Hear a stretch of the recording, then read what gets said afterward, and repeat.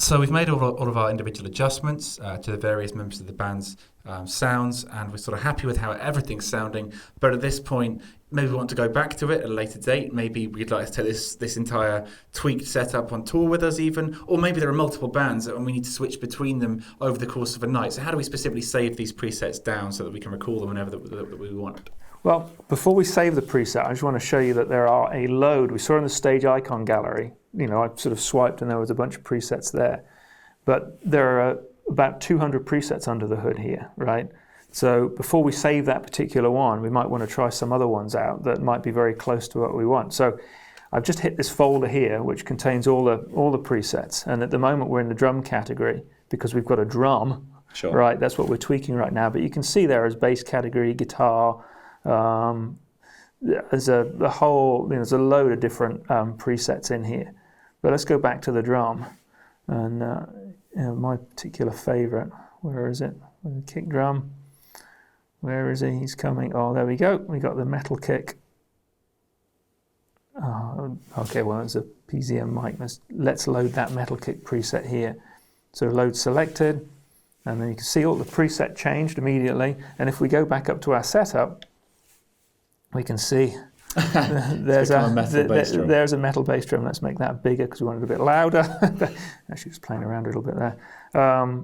So, there's our metal kick drum. And then, if we tweak that, then of course we can go back into the preset area here, and we like that preset. Save preset as metal kick, let's say Bob. So it's Bob's band metal preset, and we can enter that. And then that's our preset metal kick Bob, that we can go back to that. Here's a really cool thing about the way this works as well. The stage icon gallery had, some of what we believe are the most sort of immediate, set it up, get yourself going type things. But we can say, okay, no, we like that metal kick, and we can drop that, pull that down into our icon gallery. A preset name, it already exists in your preset library. Rename it before adding it to the icon gallery.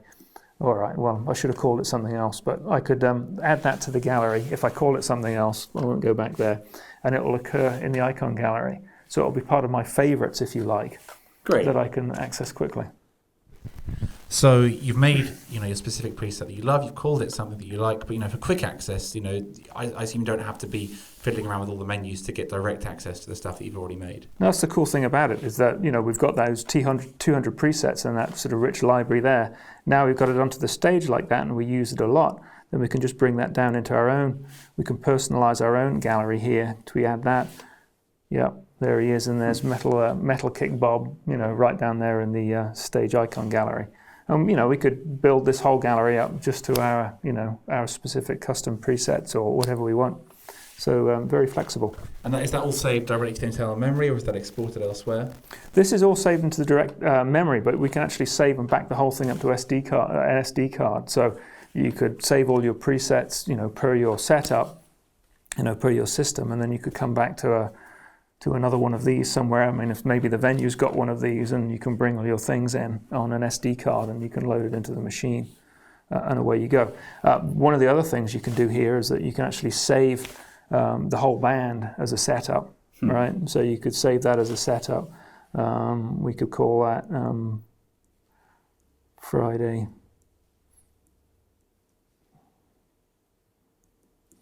night. And we could recall Friday night, and it would save that as a setup as far as the I/O configuration and things like that. There's another way of setting up. There's another layer on top of that called scenes, which is really sort of an alteration to the setup. Say you just wanted to mute a channel or something like that, then you'd save that as a scene.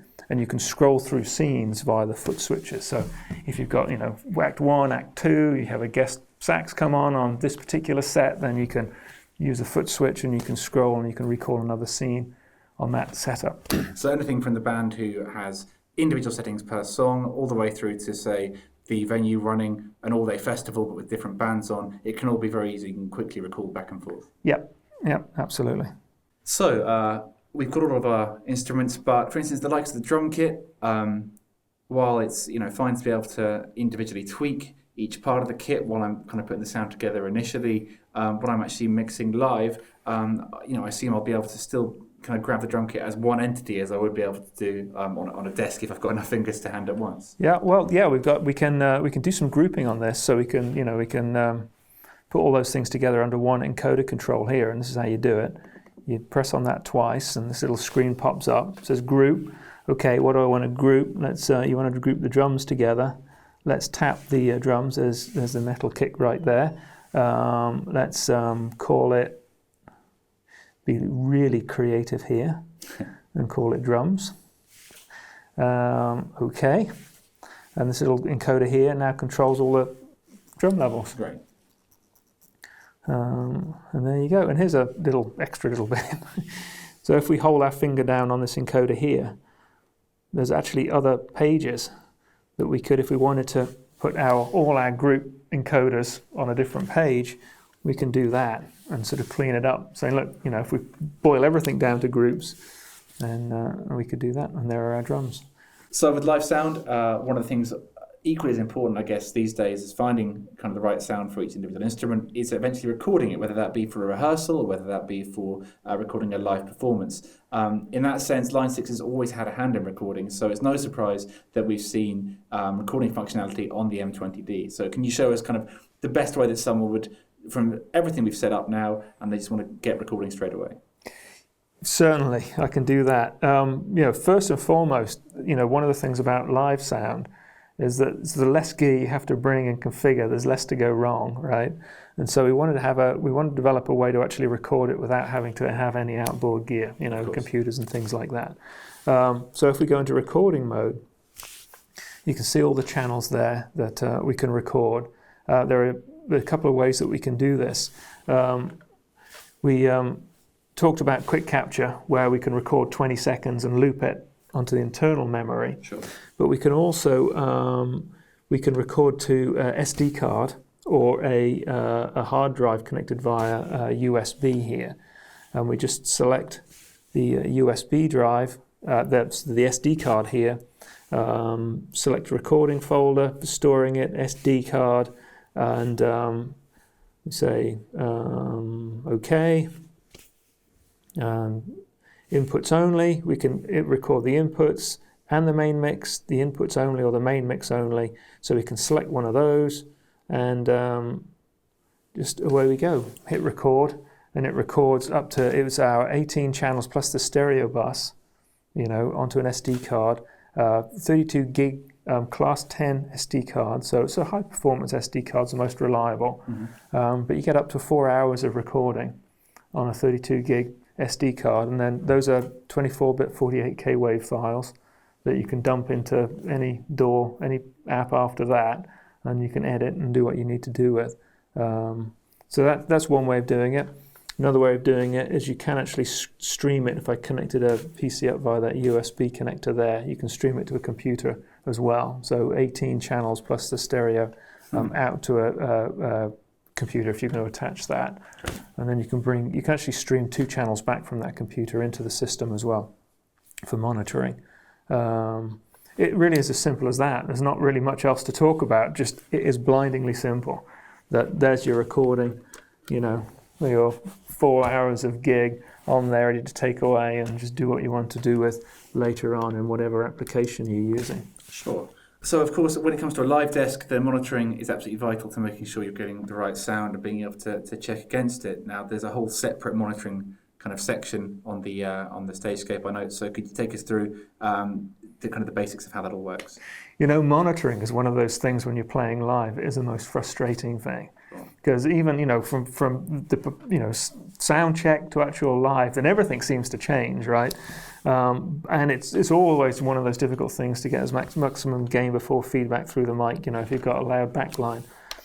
But monitoring, what we want to try and do is, on a traditional board, you've got this whole sort of matrix and different buses for monitoring and things. We wanted to really simplify the way you can set up a simple monitor mix. Hit the monitor button here, so we're in monitor mode. You can see these little triangles here targeting the monitor. Sure. And those are targeting the monitor we want to mix to, and you can see this flashing on the encoder as well.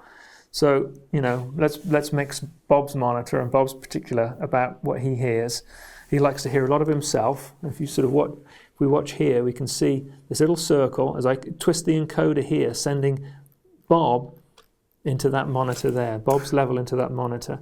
He also likes to, he cues off the snare a lot, so you can see that sort of directing, sort of little, if you remember asteroids, but that's going back away now, showing my age. He likes to hear a bit of hi-hat, doesn't like to hear the bass, and just a little bit of guitar. Not too much guitar, right? That's what he likes. So now we've sort of set, that's it. That's Bob's monitor mix on the basic level. Bass guitarist, he wants to set up his monitor mix. Then he likes to hear a little bit of Bob. He likes to hear a little bit of kick. He likes to hear lots of snare, a little bit of hi-hat, some nuance, and no guitar. Yeah. And then, you know, the guitarist just likes to hear a lot of guitar, right? So there that's a basic monitor mix, right? And again, those mixes can be saved as well, and kind of saved as a preset too. Yep, yeah, absolutely. There's another level, and if you when we're in tweak mode, you may have spotted it. Oh, before I do that, one of the things that's just also quite tricky, but hopefully we've simplified here, is that in Bob's monitor mix here, he wants to hear a bit of reverb on his monitor, right? And so he can hit this button here, effects to monitor, and reverb was on effects bus A, and in a similar sort of way, actually we need to target Bob's monitor here. In a similar sort of way, we can send a little bit of reverb, that reverb bus to Bob's monitor. Having said that, going back to where I was, then what we want to do is we want to actually look at deep tweaking a monitor mix, right? So if we go to tweak here, and we're in deep tweak mode, let's choose Bob, is what we want to tweak. You can see right down here at the bottom, we've got monitor. And we can see now we've got more of a traditional sort of monitor, a monitor view, in the fact that we've got monitor output, we've got send level to the monitor, we've got the monitors there, that these are all active. We can see the send level, we've got that in sort of numeric form as far as in dB. We've got the ability here, and these are sort of loaded with the presets of this notion of linked. And linked is really a description of whether the monitor send is pre or post fader. Okay. Right. And the idea when it's linked to post fader, if you really want to set up a very rapid monitor mix, one of the first things you do, in a simple system, you've got a couple of mains and a couple of monitors, maybe one monitor, is that you dial in your main mix and you say, okay, well that's a good balance, but I just want to hear a little bit more vocal. So it gives you a good nominal starting point for your monitor mix. And from then you can increase Bob's vocal a little bit. Absolutely. Or you can you can sort of unlink it, and this is a traditional way of setting up the monitor mix. So you can have a really sort of, completely autonomous monitor mix if you want from the ground up. One of the things here as well we can sort of jump into very quickly is that we can actually tweak, as other things, we can press the monitor and we can tweak the actual EQ of the monitor. Not the input now, we're tweaking the output. So here's the deep tweak of the monitor that we can change that depending on what the model of the monitors are. It's also a quick tweak for that as well. We can actually tweak the output of the mains as well. And so we sort of select the main out here and we're in deep tweak. So we've got all the different, fairly complex way of tweaking it. We can go into quick tweak here as well in the same XY pad. So if we want our house system, our mains to sound brighter or warmer or low cut, then we can do that there. But in deep tweak here, we can go a little deeper. That's why it's deep tweak. So yeah, we've got a high pass there, but we want full bandwidth through our PA. We've got a multi-band compressor here that we can apply to it, parametric EQ, limiter on the output. So if things get a little bit jolly, then we can sort of, we can protect the whole system a little bit, make sure it doesn't go out of whack. And then we've got this last little button here, line 6 link EQ. What is that? Well, if we're using our stage source speakers, which are line 6 link enabled, and we're using this sort of simple daisy chain, our stage source speakers have got an accelerometer in them. So when they're horizontal, they say, I'm a monitor. I'm going to go into monitor mode. As we talked about when we loaded up on the stage view here, they'll be assigned a monitor mix. But even our mains here and our monitors, what the line 6 link and StageScape and stage source working together, we can use this to control a 31 band EQ in the speaker. Right, so this is actually in the speaker, we're controlling the DSP there. We can sort of reset that. So that gives us extra using, a benefit of using stage source speakers and the StageScape. One is the simple connectivity, the channel assignment, the left and right assignment, but we get this extra functionality on the EQ here, so we can really dial in the tuning of the system for the different rooms. Then once we've dialed in the actual output for the mains, and depending whether we play a small room, big room, reverberant room, that whole tuning changes, or even sound check to, whether it's full capacity or half capacity. Absolutely. We could dial those things in and recall those, or we could save them on an SD card there, and we come back and we play the same places over and over again, and over a period of time, you continuously hone and fine tune not just the inputs for the instruments, but the output to the system as well. So a touring band can have different presets for every venue on their circuit, which they're used to coming back to, and just when they get in and they set up, they can just essentially decide where they are, find the right settings they've already saved, and just put it all together, and it'll be good to go for the new venue. Absolutely, yeah.